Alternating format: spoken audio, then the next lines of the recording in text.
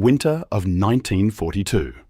The Mountain Training Facility at Fort William Henry Harrison in Montana, and an American volunteer, fresh off the transport truck with his duffel bag still on his shoulder, catches a Canadian rifle butt square in the jaw before he can even salute his commanding officer. Welcome to the 1st Special Service Force, a unit so classified that not even the United States Congress knew it existed. Welcome to the most brutal training program ever devised by the Allied Military Command. Welcome to a frozen hell where American soldiers, many of them tough guys from the streets of Chicago and the coal mines of Pennsylvania, would soon be writing desperate letters home, begging their mothers to pull whatever strings they could to get them transferred anywhere else. The first letters started arriving at American homes within 7 days of the initial training phase. Young men who had volunteered for what they thought would be an elite commando unit, the kind of glamorous assignment that would impress their girlfriends and earn them medals, suddenly found themselves trapped in a nightmare they could not have imagined. Their Canadian counterparts, battle-hardened veterans who had been fighting since 1939, looked at these fresh-faced Americans the way wolves look at domestic dogs. The training instructors, most of them Canadian sergeants who had already survived 3 years of war, had absolutely no patience for complaints, excuses, or the concept of going easy on anyone. One mother in Ohio received a letter so disturbing that she contacted her congressman. Her son, a former high school football star who had enlisted with dreams of glory, wrote just 3 sentences. "Mom, these Canadians are trying to end us. This is not training. This is something else entirely." The congressman made inquiries. The War Department told him the unit did not exist. But this is not a story about American suffering. This is a story about how Canada created the deadliest Special Operations Force of the Second World War, and how the United States military was forced to admit that when it came to producing elite warriors, their polite northern neighbors were operating on an entirely different level. Precision or Shenry. The concept for the 1st Special Service Force emerged from the fevered imagination of a British inventor named Geoffrey Pike, a man whose colleagues considered either a genius or a certified lunatic. In the spring of 1942, Pike presented a proposal to Lord Louis Mountbatten that read like science fiction. He called it Project Plough, and the core idea was breathtaking in its audacity.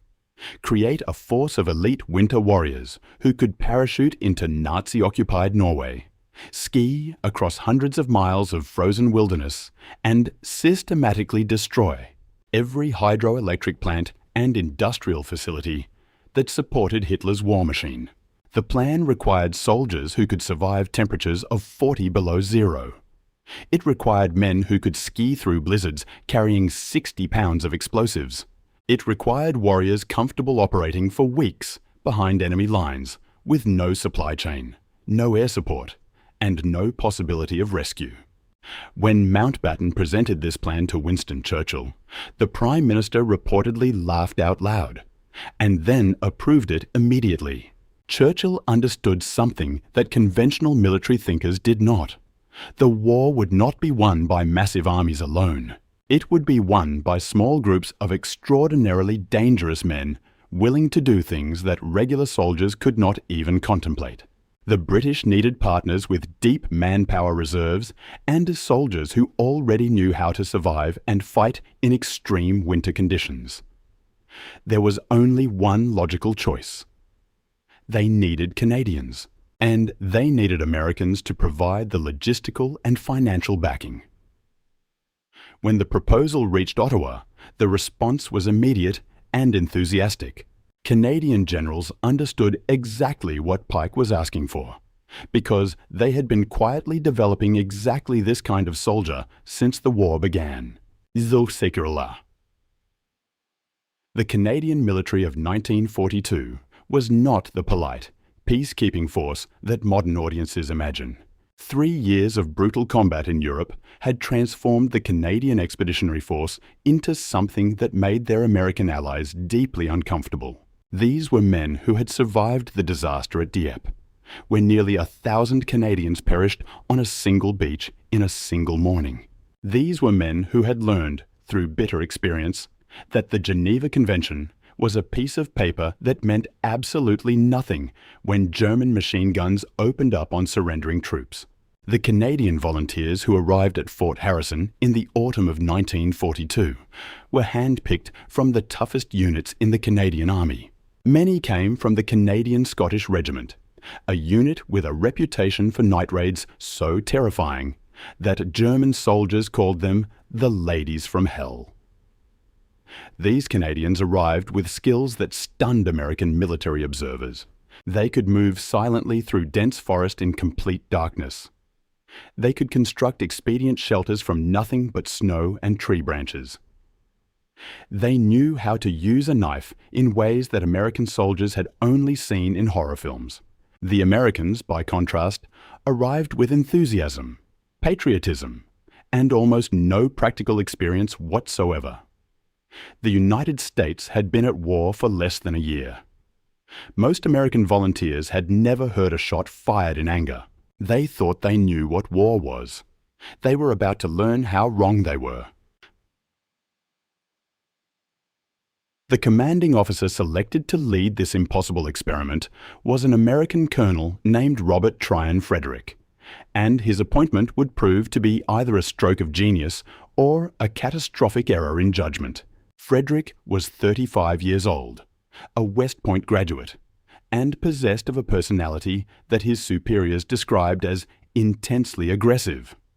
He had never commanded troops in combat. On paper, he was spectacularly unqualified to lead an elite commando unit into the most dangerous operations of the war. But Frederick had one quality that would prove invaluable. He was utterly immune to complaints, criticism, and the concept of impossible. When senior officers told him that his training program was too dangerous, he ignored them. When American soldiers begged for transfers out of the unit, he refused every single request. When Canadian sergeants beat American privates bloody during hand-to-hand combat training, Frederick not only allowed it, he encouraged it. His philosophy was brutally simple. Any man who could not survive training would certainly not survive combat. The training regimen that Frederick approved was unlike anything the American military had ever attempted. Soldiers were roused from their bunks at 3 in the morning and forced to run 5 miles through knee-deep snow in temperatures that routinely dropped to 20 below zero. They learned to ski while carrying full combat loads of 60 pounds or more. They practiced parachute jumps in conditions that would have grounded any sensible air force. They crawled through live machine gun fire so close that the rounds passed within inches of their heads. But the hand-to-hand combat instruction was where the true nature of the unit revealed itself. The Canadian instructors taught techniques that had no place in any official military manual. They demonstrated how to silently eliminate a sentry using only a length of piano wire. They showed how to drive a knife upward through soft tissue, angling the blade for maximum effect. American soldiers who had grown up watching boxing matches discovered that real combat had nothing to do with sportsmanship or fair play. The casualty rate during training was staggering. Broken bones were so common that the camp medical staff stopped keeping detailed records. Concussions occurred almost daily. Several soldiers suffered injuries so severe that they were permanently discharged. At least 2 trainees lost their lives during the program, though official records remain suspiciously vague about the exact circumstances. The cultural clash between Canadian and American soldiers produced tensions that threatened to tear the unit apart before it ever saw combat. The Americans could not understand why the Canadians treated them with such obvious contempt. The Canadians could not believe how soft their American counterparts appeared to be. Fistfights erupted in the barracks almost every night during the first weeks.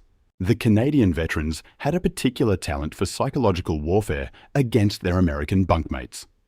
They would describe, in graphic detail, what German artillery bombardments actually felt like. They would explain what happened to soldiers who panicked under fire. They would tell stories about friends who had been captured by the SS, stories with endings so grim that American soldiers would lie awake for hours afterward. This was not mere cruelty. It was deliberate conditioning.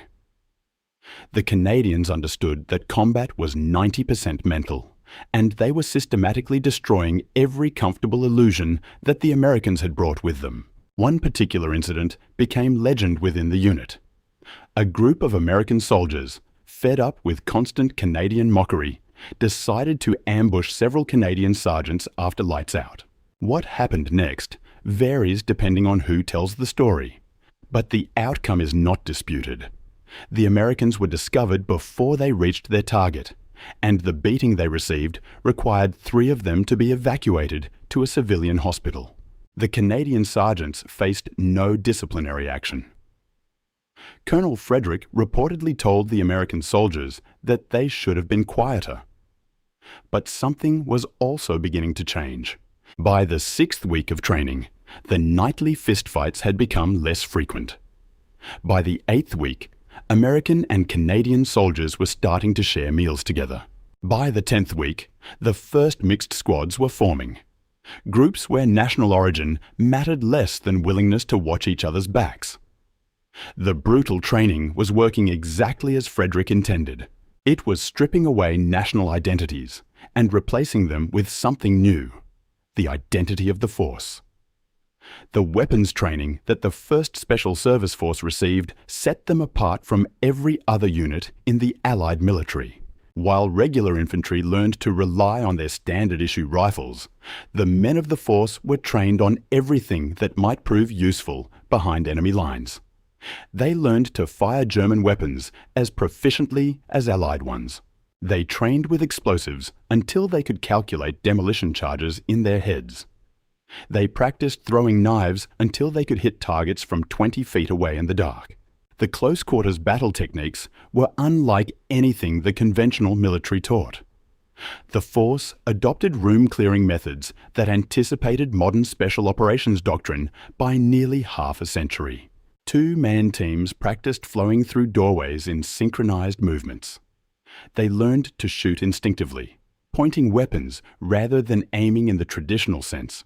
They trained with blackened faces and silenced weapons, moving like shadows until they could eliminate every target in a room before the enemy knew they were under attack. The Canadian contribution to this training was invaluable and largely unacknowledged. The Canadians had been perfecting trench raid tactics since the First World War, when their predecessors earned a terrifying reputation among German forces on the Western Front. Those techniques, silent approach, overwhelming violence, complete disregard for conventional military niceties, formed the foundation of force training. The night operations training was particularly brutal. Soldiers would be dropped in unfamiliar terrain after dark, with nothing but a compass and a knife. Then told to navigate to specific objectives without being detected by patrols that had orders to treat them as enemy combatants. Those who were captured faced treatment that mimicked what they might experience at the hands of German interrogators. American military observers who witnessed these sessions expressed serious concerns. Their concerns were noted and promptly ignored. Kadikutin bis Chris. The selection of soldiers for the 1st Special Service Force had been deliberately unconventional, and this approach produced results that horrified traditional military minds while creating an extraordinarily effective fighting unit. The American contingent included a significant number of what the military termed disciplinary problems. Soldiers convicted of minor crimes, who had fought with officers, who demonstrated fundamental inability to follow orders they considered stupid. The theory was that such men possessed exactly the aggressive, independent spirit that commando operations required. Among the Americans were former prize-fighters who had enlisted to escape gambling debts. There were lumberjacks from the Pacific Northwest who could swing an axe with deadly precision. There were hunters from the Appalachian Mountains who had been shooting game since childhood. There were also criminals, petty thieves, brawlers, and at least one man facing assault charges when offered the choice between prison and hazardous duty. These were not the clean-cut heroes of recruitment posters. These were hard men from hard backgrounds. The Canadian contingent was even more formidable. Many had survived Dieppe just months before arriving at Fort Harrison, an experience that had stripped away any remaining illusions about modern warfare. They had watched friends perish on that beach. They had seen what German defenders did to wounded Canadians who could not retreat. They had learned that mercy was a luxury combat did not afford. The combination of American resources and Canadian expertise created something greater than the sum of its parts. The Americans contributed industrial capacity, better equipment, more ammunition, access to aircraft and vehicles. The Canadians contributed hard-won knowledge of what actually worked in combat. Neither group could have created the force alone. The uniform itself became a symbol of the force's new identity. They adopted a distinctive red spearhead shoulder patch. They wore paratrooper boots regardless of whether they had completed jump training. They customized equipment in ways that would have earned immediate punishment in any regular unit, adding extra knife sheaths, carrying unauthorized weapons, modifying gear to suit individual preferences. Colonel Frederick not only tolerated this individualism, but actively encouraged it. The force developed its own culture, distinct from either army that had spawned it. They had their own songs, most profoundly obscene. They had their own traditions, including initiation rituals that older accounts describe only as extremely uncomfortable. They had their own slang, mixing Canadian expressions with American profanity to create a dialect outsiders found incomprehensible. And they had their own attitude, a swaggering confidence that regular soldiers found arrogant, but that would prove invaluable in combat. The psychological transformation during training was perhaps more significant than the physical conditioning. Men who arrived as civilians in uniform emerged as something fundamentally different. They had been taught to see violence not as a last resort, but as a primary tool.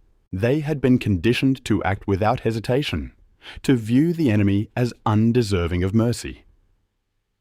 Military chaplains who served at Fort Harrison expressed private concerns.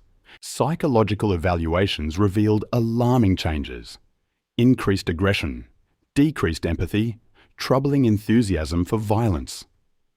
These reports were filed and promptly classified. The force's mission required men willing to do terrible things, and those men were being produced exactly as designed. See the cancellation of Operation Plough threw the entire future of the 1st Special Service Force into question during autumn of 1942. The elaborate Norway mission was deemed too risky by Allied planners. Thousands of man-hours of specialized training, millions of dollars in equipment, all seemed destined to be wasted. Colonel Frederick fought desperately to save his unit. He bombarded headquarters with proposals for alternative missions. He called in every favor accumulated during his staff officer years. His arguments were persuasive. The Allied military had invested enormous resources in creating an elite commando force, and discarding that investment would be strategically foolish. The chance came in late 1942, when Allied planners began preparing for the invasion of Italy.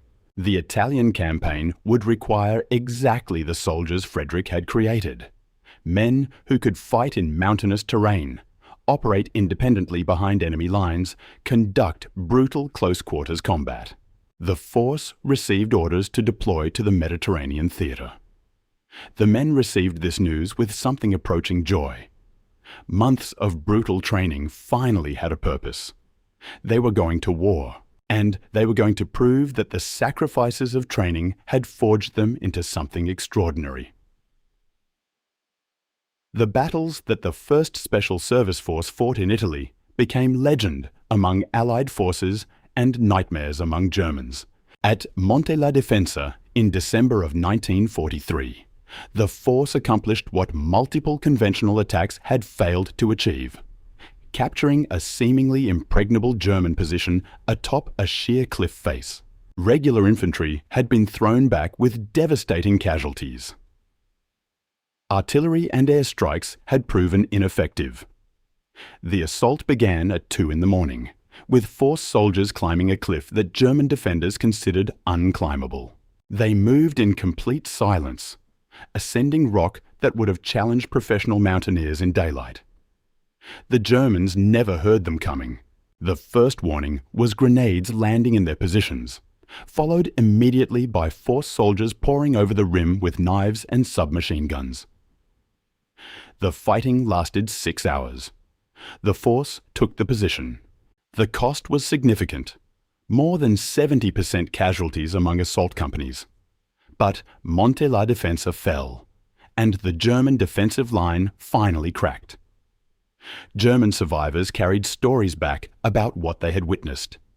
They described enemy fighters who appeared from nowhere, who fought with unprecedented ferocity. They described finding dead comrades with throats cut by silent infiltrators. They described an enemy that seemed to prefer knives over rifles. These stories spread through German ranks like a virus, creating fear that proved as valuable as tactical achievements. The nickname Black Devils emerged from these stories. The force had adopted blackening their faces before night operations. German soldiers who glimpsed these blackened faces before being attacked reported seeing something almost inhuman. The psychological impact was immense. German units that fought bravely against regular forces showed declining morale when intelligence reported the Black Devils in their sector. The small cards that the force left on enemy bodies became one of the most macabre traditions of the war. Each card bore the unit's arrowhead insignia and a message: Das dicke Ende kommt noch. The worst is yet to come. German soldiers who discovered these cards understood exactly what they meant. The force wanted them to know who had done this. The force wanted them to fear what was coming. After night raids, force soldiers would systematically place cards on bodies like calling cards at a social function. German commanders issued orders forbidding soldiers from reading the cards, recognizing the psychological damage. But soldiers are naturally curious, and the cards continued spreading fear through units that had not yet encountered the force directly. This deliberate cultivation of terror troubled some Allied commanders. Regular soldiers were supposed to kill the enemy, but not enjoy it, and definitely not advertise kills with macabre calling cards. The force operated by different rules. They had been trained to view psychological impact as a legitimate military objective. The German military response revealed how effective this campaign had become. Special instructions were distributed, warning about enemy tactics and urging discipline despite fear. These instructions acknowledged that the Black Devils represented a different kind of enemy. They noted the force's preference for night operations, expertise in close-quarters combat, apparent disregard for conventional limitations.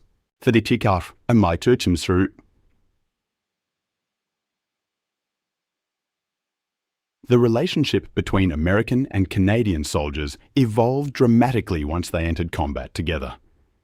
Tensions and rivalries gave way to fierce mutual loyalty forged in blood. American soldiers who had once resented Canadian criticism now fought alongside Canadians with complete trust. Canadian soldiers who had dismissed Americans as soft now relied on their American brothers in the most dangerous situations. This unity was reinforced by shared combat losses. The force took heavy casualties that fell without regard to nationality. When a Canadian was wounded, Americans carried him to safety without hesitation. When an American fell, Canadians avenged him with the same fury they would apply to one of their own. The blood that soaked into Italian soil was indistinguishable by nationality. Officers from conventional units who observed the force often struggled to identify which soldiers were American and which Canadian. They wore the same uniforms, carried the same weapons, used the same tactics, swore in the same polyglot mixture of Canadian French, American slang, and borrowed German profanity. Some officers found this loss of national identity disturbing. Others recognized it for what it was, something new and revolutionary. The contributions Canadian soldiers made went far beyond their numerical representation. They brought institutional knowledge that Americans simply could not match.